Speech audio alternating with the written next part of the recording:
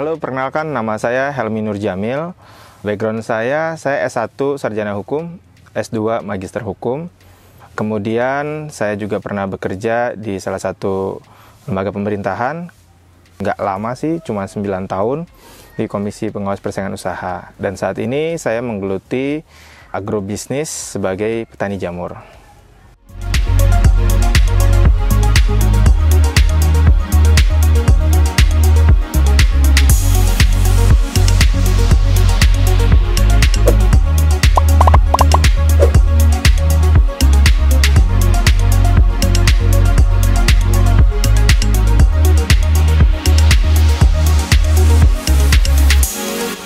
Kalau menurut saya, memang kalau untuk pasar lokal itu masih kekurangan ya kita. Jadi supply kita masih kekurangan, masih lebih tinggi over demand gitu ya. Cuma kalau dari sisi profit itu masih jauh lebih menguntungkan pasar internasional.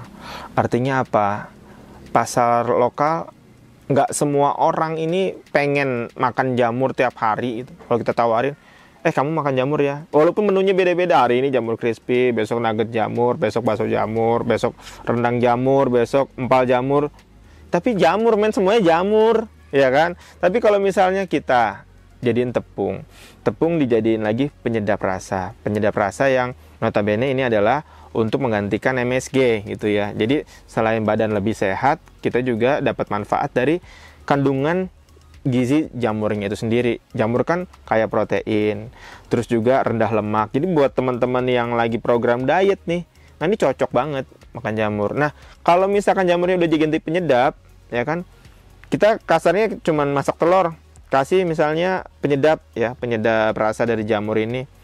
Nah, itu kita makannya tetap telur, cuma ternyata kandungan gizinya si jamur udah masuk di tubuh kita. Jadi kita tuh kayak dipaksa makan jamur tiap hari, tapi nggak ngerasa makan jamur. Enak nggak tuh, ya kan?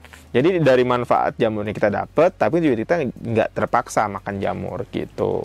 Jadi prospeknya kalau saya bilang gini, penyedap rasa menurut salah satu profesor di IPB, itu orang Indonesia itu tipikal yang harus makan itu harus ada rasanya. Jadi kalau nggak ada rasanya, kita tuh mau makan juga kayak hambar, yang nggak selera.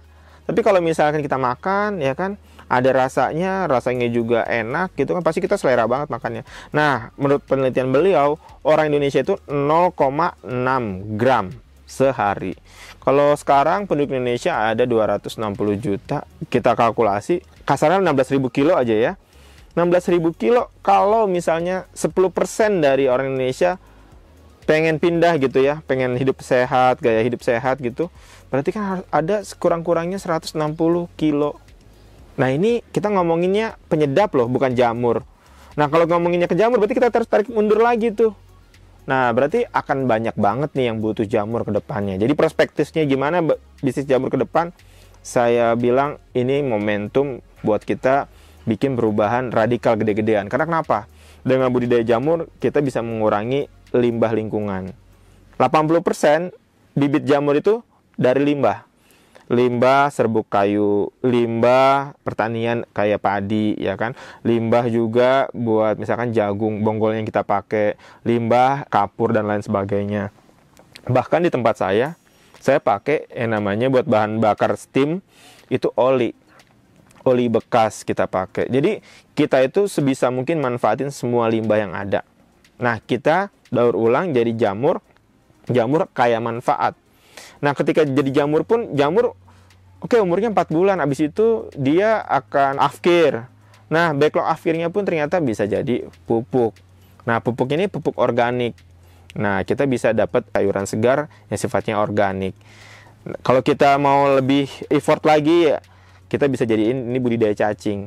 Nah, budidaya cacing itu nantinya si cacingnya itu sendiri bisa jadi kita giling jadi pelet. Peletnya kita bisa buat pakan ikan, buat pakan ayam.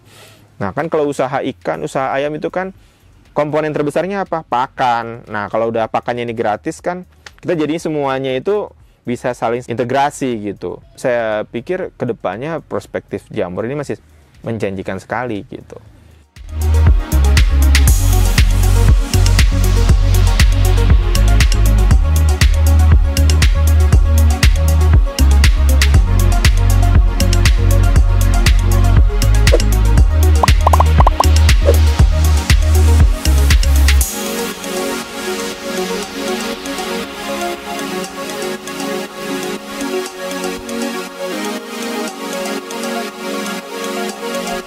Ya harapan saya ke depannya kita, khususnya generasi muda ya, generasi muda, karena kenapa saya bilang generasi muda, 80% petani jamur saat ini didominasi oleh kaum senior.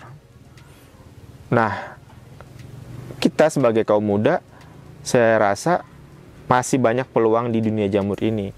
Kenapa harus didominasi oleh kaum muda? Karena kaum muda itu belum ada pengalaman. Jadi, saya rasa karena kita belum punya pengalaman, kita masih punya perencanaan-perencanaan. Jadi sebelum terjun ke dunia jamur, kita bikin perencanaan A, B, C, D, dan sampai seterusnya. Nah, dengan perencanaan ini, kita bisa membuat masa depan. Jadi, masa depan dunia penjamuran di Indonesia ini ada di tangan anak muda, bukan ada di tangan petani-petani senior yang sifatnya masih konvensional. Kenapa saya bilang demikian? Karena dunia jamur ini itu udah kayak zona nyaman. Zona nyamannya kenapa? Nggak ada gagal panen. Harga jamur relatif stabil, over demand. Terus mau ngapain lagi? Gitu kan. Nah, tapi kalau misalnya kita yang generasi muda, pola pikirnya sama dengan petani konvensional, akibatnya apa? Ya dunia jamur gitu-gitu aja. Bayangkan kalau misalnya sekarang kita nih sebagai pecinta penyedap rasa non-MSG, kalau misalkan kita tanya satu-satu, jawabannya semuanya merek impor semua. Kan miris gitu. Nah, kalau misalkan kita nggak berangkat dari sekarang, kita kapan mau balik keadaan yang tadinya kita impor penyedap rasa non-MSG, ya kan? Jadi pengekspor penyedap rasa non-MSG. Bayangkan, semua limbah yang ada di Indonesia itu banyak banget. Dan kalau dijadiin jamur, terus jamurnya jadi penyedap, kita selain mencerdaskan kita punya kantong, kita juga mencerdaskan bangsa. Pernah nggak sih teman-teman lagi makan nih di luar, ya kan? Habis makan, kerasa tenggorokan nggak enak. Kepala pusing. Itu karena kebanyakan MSG. Nah, saya sama tim di Jamur Halwa pernah coba satu botol penyedap saya, tumpahin ke masakan. Tak makan rame-rame. Ada nggak yang pusing? Ada nggak yang sakit tenggorokan? Nggak ada. Nah, ini kan walaupun bukan kita tes lab, tapi kita tes empiris ya. Kita langsung yang ngerasain. Nah, itu ternyata emang bener. Karena jamur ini alami, ya kan. Nggak ada tuh yang komplain, "Duh Pak, habis makan ini saya sakit tenggorokan." Nggak ada. Artinya apa? Peluang di jamur buat teman-teman yang masih muda, masih punya perencanaan-perencanaan panjang. Yuk kita bareng-bareng kolaborasi. Teman-teman spesialisnya di mana? Di ekspor. Ayo kita kolaborasi sama Jamur Halwa. Kita hajar deh pasar-pasar ekspor. ASEAN itu, atau bahkan Asia, itu tipikal orang yang kalau mau makan harus punya strong taste. Nah, strong taste itu dari mana? Kalau dia mau rasa gurih, dari jamur alami. Nah, kita punya bergen harga juga. Ini limbah loh men. Limbah itu kan murah di Indonesia. Nah, kalau di luar limbah nih, katakanlah China limbah serbuk, mereka tuh kompetitornya sama mebel yang dipadetin gitu kan, dijadiin mebel, ya kalah. Harga jamur di sana mahal. Kok bisa dia impor jamur? Ya karena kan dia pakai Prisa murah, kita pakai. Nah, kalau teman-teman lihat, saya bukan banding-bandingin produk ya, coba aja lihat di komposisi. Komposisinya itu menggambarkan seberapa besar persentase itu barang. Jadi kalau misalnya teman-teman lihat penyedap, buka aja dibalik komposisinya yang pertama apa. Kalau yang pertama garam, ya berarti penyedap itu komposisi utamanya garam. Gitu. Baru misalkan komposisi tepung jamurnya di mana? Ya lihat aja di situ. Gitu. Jadi ke depan kalau emang kita orientasinya adalah mau meningkatkan perekonomian, mau meningkatkan kecerdasan, berangkat dari jamur, insya Allah bisa, bukan nggak bisa gitu. Jadi dari budidayanya kita dapat cuan, dari olahannya kita juga dapat cuan. Jadi progresnya simple aja. Jamur lagi panen raya, ya udah nggak usah jual ke pasar, jadiin tepung jamur, tahan 2 tahun. Tadinya cuman kita kelabakan sehari harus laku kejual, sekarang 2 tahun. Masa nggak bisa jualan 2 tahun? Apalagi pasar ekspor. Sekali dapat order harus 1 ton. Kelimpungan kita nyari jamur freshnya kan. Jadi buat teman-teman di generasi saya atau di generasi yang lebih muda dari saya, yuk mulai kita usaha. Jangan takut. Usaha itu memang banyak orang yang bilang usaha itu bisa gagal berkali-kali. Tapi ingat, kalau teman-teman udah gagal berkali-kali, kegagalan itu kayak sesuatu yang biasa aja. Jadi nggak usah ditakutkan. Yang takut itu cuma yang pertama, karena kita belum pernah ngerasain gagal. Sebelumnya, kayak misalnya kita di sekolah nih, dapat ujian. Nah ini yang saya harus share juga ya. Kita nih tipikal yang kalau misalkan, mungkin pelajarannya dari sekolah ya. Kalau misalkan di generasi saya dulu, saya misalkan dapat 5 mata pelajaran. Terus ada yang merah, katakanlah matematika. Kira-kira teman-teman ini yang akan teman-teman pelajari atau ikutin les yang 4 mata pelajaran yang lain yang nilainya bagus-bagus, atau yang matematika yang nilainya merah? Pasti nilai yang merah yang kita, udah deh kamu les lagi deh, udah deh kamu pelajarin lagi deh. Artinya apa? Supaya dapat bagus si matematikanya ini. Ternyata itu salah konsepnya. Kalau dari 5 kita lihat mana yang paling tinggi. Misalkan yang paling tinggi adalah bahasa Mandarin, ya udah lesnya bahasa Mandarin harusnya. Jadi yang paling tinggi nih, itu yang kita terus pupuk gitu. Sama aja nih kalau di jamur. Jamur mana nih yang peluangnya paling gede, profitnya paling oke? Ya di budidaya. Peluangnya kenapa saya bilang paling ini? Risiko gagal nggak ada, ya kan? Terus juga kita dikirimin bibit yang memang sudah jadi, ya kan? Nah profitnya juga lumayan. Nah cuman kan sekarang teman-teman kan yang teman-teman takutkan nggak ada marketnya. Ya udah jadiin tepung, ekspor, udah kewalahan kita, ya kan? Nah ini saatnya kita mulai gitu.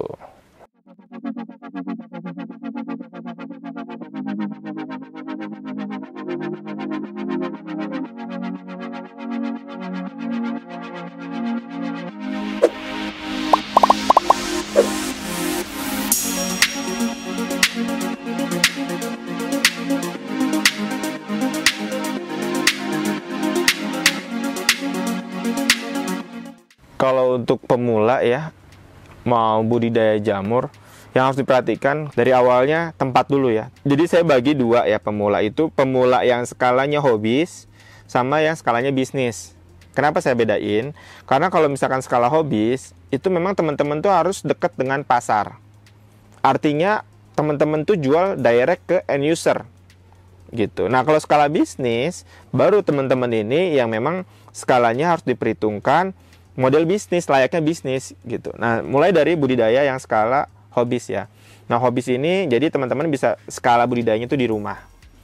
Boleh di kamar mandi, boleh di garasi, boleh dimanapun. Yang penting di rumah, tapi jangan di rumah orang ya. Nah terus misalkan taruhlah di kamar mandi, cukup bikin rak-rak, bisa dari plastik, bisa dari bambu, bisa dari mana apapun itu.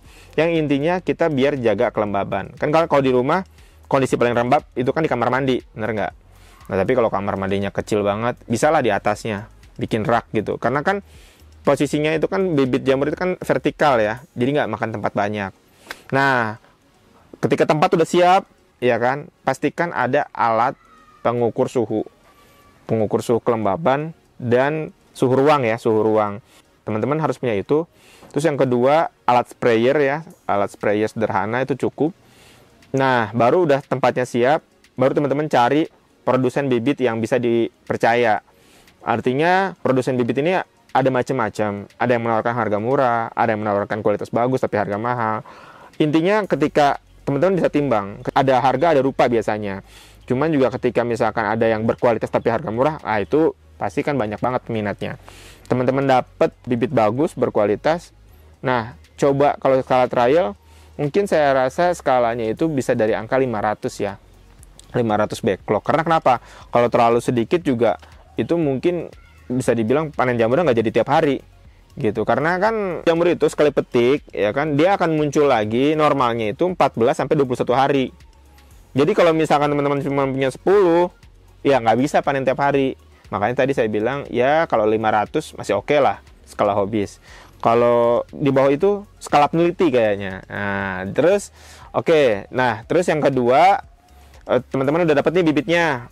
Nah, bibitnya itu harus diapain? Nah, bibitnya itu teman-teman taruh ya sampai model-modelnya mengkerucut dia. Mengkerucut itu kayak model-model nih kalau kita ambil dia prosesnya. Nah, ini kan udah putih ya. Ini udah putih begini. Nah, ini udah hampir kayak kesedot. Nah, ini udah kesedot begini, teman-teman tinggal tunggu keluar pinhead. Pinhead itu semacam kayak bakal jamur gitu. Dia kalau udah ada yang keluar, itu tandanya sinyal untuk teman-teman buka di sini. Kalau di saya sobek ya, saya sobek. Nah itu nanti tinggal teman-teman ini aja spray supaya apa? Serbuk kayunya ini nggak kering. Nah begitu udah nggak kering, nah itu tinggal teman-teman tungguin aja. Kalau udah keluar pinhead biasanya besoknya atau lusa itu maksimal itu sudah bisa dipanen. Nah yang perlu dijaga kelembaban kalau bisa di angka 80-90%. Di alatnya itu ada di alatnya. Terus suhu kalau bisa di angka di bawah 28 derajat lah. Gimana kalau misalkan suhunya tinggi? Misalnya kayak teman-teman yang ada di Jakarta. Ya udah, teman-teman harus aktif nyiram. Jadi kalau taruhnya di garasi itu kan panas. Nah, berarti nyiramnya harus lebih banyak gitu. Nah, terus satu lagi yang terakhir itu adalah jaga kebersihan. Apalagi kalau teman-teman udah petik panen, nah kan biasanya ada serbuk kayu yang keluar atau jatuh. Nah itu harus segera dibersihkan. Jadi intinya kebersihan kalau di budidaya. Nah jadi kalau suhu udah kejaga, kelembaban udah kejaga, kebersihan udah kejaga, ya udah, insya Allah tinggal panen aja. Panennya diatur. Kalau cabut panen itu dari bawah ke atas, akar jamur jangan ketinggalan. Nanti kalau akar jamur ketinggalan bisa busuk. Itu skala hobis. Nah skala bisnis itu gimana? Nah, bisnis ini juga dibagi dua. Bisnis yang skalanya kecil sama yang skalanya menengah. Kecil itu maksudnya cuma punya satu kumbung. Satu kumbung, misalkan kapasitas minimal 2.000 kalau saran saya ya. Rekomendasi saya 20.000. Nah, itu punya misalkan satu pegawai. Nah, itu kalau satu siklus mungkin profitnya cuma 3 juta. Tapi kalau misalnya punya 4 kumbung, ya kan, nah ini sudah skala menengah. Masih bisa pakai satu pegawai. Itu kurang lebih profitnya ada di angka 30 jutaan. Kok bisa jauh banget, satu kumbung 3 juta, 4 kumbung 30 juta? Ya karena fixed cost-nya orang ini, ya kan, yang jaga ini, mau dia satu kumbung, mau 4 kumbung, gajinya sama. Nah ini ngebedain, kalau misalkan 4 kumbung, jadi kebagi 4 tuh, makanya lebih efisien. Gitu. Nah kalau kita ngomongin bisnis, pasti kita ngomongin efisiensi. Semakin kita banyak produksi, semakin efisien. Ya, tapi balik lagi, kalau semua SOP-nya dijalankan, kalau semua SOP-nya nggak ada yang bocor, gitu.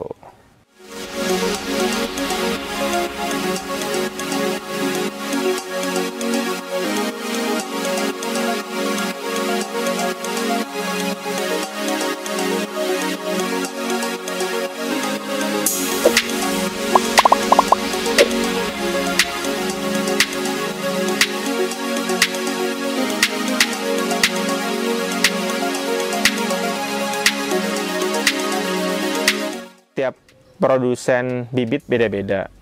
Kalau di tempat saya targetin 250 gram per bibit. Kenapa saya nggak mau muluk-muluk kasarnya? Kok nggak 300 gram? Kok nggak 500 gram? Jangan terjebak sama PHP. Kenapa PHP? Yang namanya tukang bibit, emang biasanya mereka tuh, bibit saya bisa sekian. Cuman diklaim hanya bisa di tempat saya gitu. Nah ini banyak juga, saya juga kejadian awal-awal saya main budidaya pun sama. Makanya kalau kita diiming-imingi bibit misalkan, rumusnya sederhana. Satu bibit ketimbang. Nah dari berapa kilo bobot bibit itu, 30% biasanya. Maksimal 30% lah. Itu udah bagus. Udah bagus 30% jadi jamur.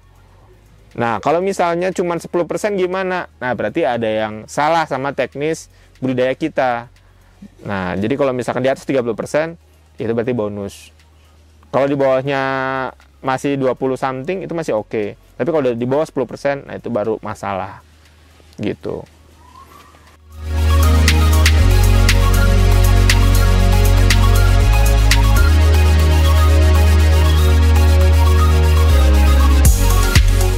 Jadi buat teman-teman di luaran sana yang menonton video ini, sebetulnya kita lagi buka-bukaan banget untuk plasma atau mitra. Jadi buat teman-teman khususnya yang sudah memasuki purna bakti gitu, pensiun atau bahkan belum pensiun tapi juga punya jiwa agropreneur yang tinggi, yuk bareng-bareng kolaborasi sama Jamur Halwa, bisa mulai dari budidaya, budidaya itu sifatnya kita bisa jadi plasma aktif dan pasif. Maksudnya gimana? Aktif dan pasif. Jadi kan di agro ini modal yang paling gede itu ada di investasi lahan dan bikin kumbung. Nah, daripada teman-teman beli lahan, terus bikin kumbung, ternyata cuma jalan satu siklus, itu kan sayang. Nah, lebih baik kita kerjasama di Jamur Halwa, pakai kumbung Jamur Halwa, free. Karyawan teman-teman kita ajarin sampai satu siklus, sampai bisa, ya kan? Tapi gajinya juga dari teman-teman ya, kalau itu nggak free ya. Nah, nanti hasilnya diserap sama Jamur Halwa. Ketika sudah bisa, sudah berhasil, baru teman-teman eksekusi lahan sendiri, bikin kumbung sendiri, itu bisa. Itu yang dinamakan mitra pasif ya. Artinya pasif itu masih kita banyak yang bantu. Nah, yang kedua, mitra aktif. Maksudnya mitra aktif ini gimana? Sudah punya lahan, sudah punya kumbung, bibitnya dari Jamur Halwa, ya kan? Dibeli sama teman-teman. Nanti kalau teman-teman belum memiliki market, teman-teman bisa jual ke Jamur Halwa dengan harga yang fix. Jadi nggak ada ceritanya lagi panen raya kita turunin harganya, nggak ada. Lagi misalkan panen sedikit terus juga kita turunin harganya, nggak ada. Yang jelas harus diperhatikan adalah lokasi ya, lokasi teman-teman ini, karena kalau misalkan lokasi terlalu jauh kita juga perlu berhitung, karena panen tiap hari kita harus ambil tiap hari gitu. Nah, terus kita punya produk, teman-teman harus juga coba ya, kaldu penyedap rasa alami dari jamur, karena memang ini lagi hits banget ya. Kita bisa kirim ke seluruh Indonesia. Teman-teman juga bisa join sebagai reseller atau juga sebagai distributor di daerahnya masing-masing. Silahkan, karena kita sifatnya semuanya terbuka kerjasama dalam bentuk apapun, baik di sisi strategis maupun dari sisi permodalan. Kita juga semuanya bisa kita kerjasamakan, karena di Jamur Halwa itu kita punya moto adalah kita siap sinergi dengan pihak manapun demi growth yang lebih tinggi. Karena semakin growth-nya tinggi, semakin juga kita punya omset baik, dan semakin banyak kita memberikan berkah buat masyarakat setempat maupun juga buat teman-teman yang sifatnya itu adalah sebagai mitranya Halwa gitu. Jadi kita memang, kenapa nama PT kita itu adalah PT Halwa Farm Sinergi Indonesia? Karena memang kita tuh fokusnya adalah di sinerginya. Seperti itu.